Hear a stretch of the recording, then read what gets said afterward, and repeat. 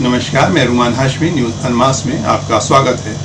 आज बात देश में बढ़ रही राजनीतिक गतिविधियों को लेकर।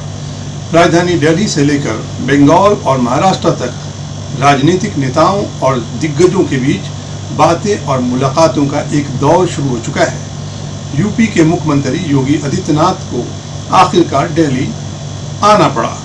दिल्ली और लखनऊ के दरमियान से गुजरने वाले सत्ता के गलियारे का तापमान ऐसा बढ़ा कि उसे कम करने के लिए सीएम योगी को दिल्ली आना ही पड़ा।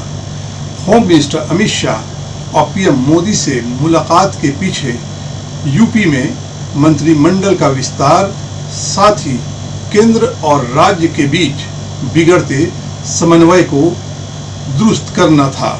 इस मुलाकात से राज्य में मुख्यमंत्री को बदले जाने के कयास पर भी विराम लग गया।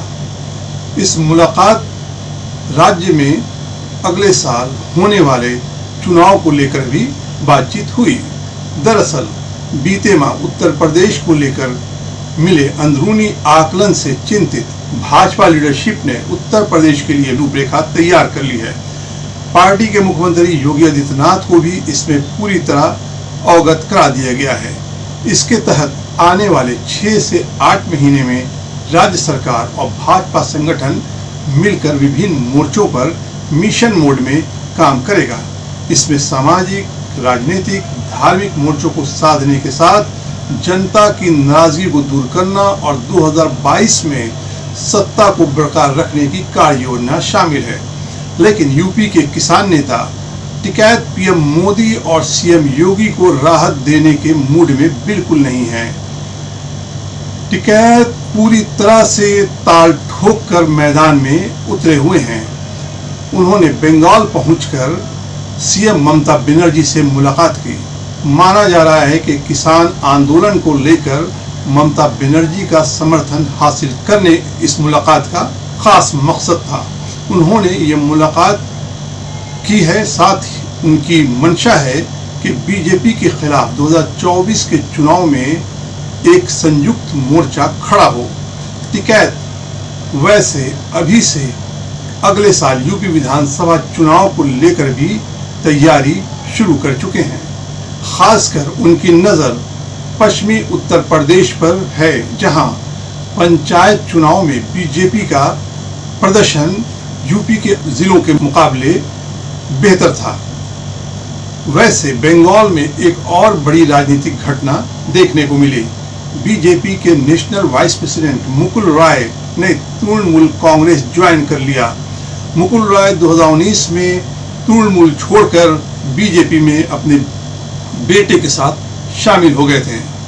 उधर बंगाल में ममता बनर्जी को चुनाव जिताकर पीके यानी प्रशांत किशोर महाराष्ट्र पहुंचकर एनसीपी प्रमुख शरद पवार से मुलाकात की। पीके हर उस लीडर से मुलाकात कर रहे हैं जिन्होंने वेस्ट बंगाल चुनाव में ममता बनर्जी को अपना समर्थन दिया था।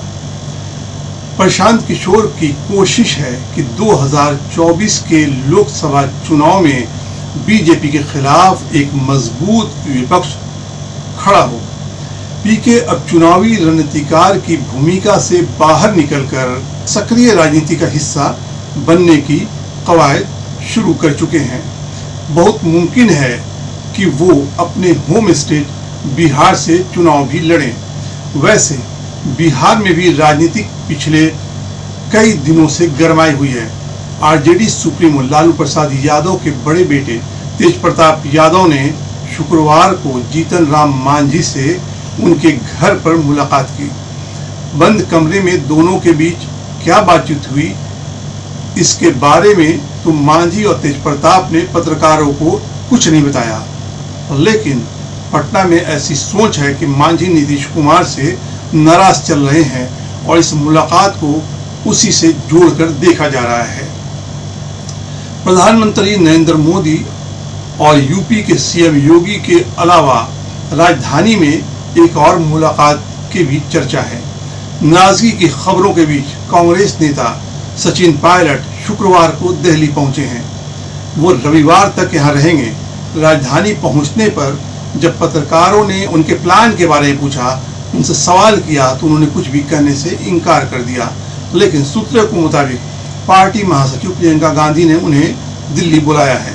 बताया जा रहा है कि पिछले साल पार्टी की काफ़ी ज़्यादा किरकिरी हुई थी सचिन पायलट अशोक गहलोत को लेकर के, इसलिए पार्टी अब एक्टिव हो गई पर समय से पहले और सचिन पायलट को दिल्ली जो है बुलाया गया है।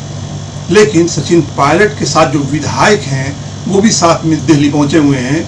ऐसे समय में जब एक कयास चल रहा है कि वो बीजेपी शामिल कर सकते हैं, तो पार्टी किस तरह से मना पाती है सचिन पायलट को, ये देखने वाली बात होगी। पायलट से किए गए वादे अभी तक पूरे नहीं हुए हैं, ऐसा उनके कई समर्थक विधायक उन्होंने खुलकर ऐसी बात कही है, अपनी नाराजगी जाहिर की है। ज्योतिरादित्य सिंधिया के बाद नितिन प्रसाद ने कांग्रेस पार्टी को अलविदा कर दिया, बीजेपी ज्वाइन कर लिया और अब सचिन पायलट कांग्रेस आला कमान को अपनी बात मनवाने दिल्ली में डेरा डाल चुके हैं। क्या कांग्रेस आला कमान सचिन पायलट को इस बार मनाने में कामयाब होगी या फिर टीम राहुल का शिराजा आहिस्ता आहिस्ता बिखरता चला जाएगा? आज तक में बस इतना ही। मिलते हैं कल एक नई स्टोरी के साथ। तब तक के लिए अपने होस्ट रुमान हाशमी को दीजिए इजाजत।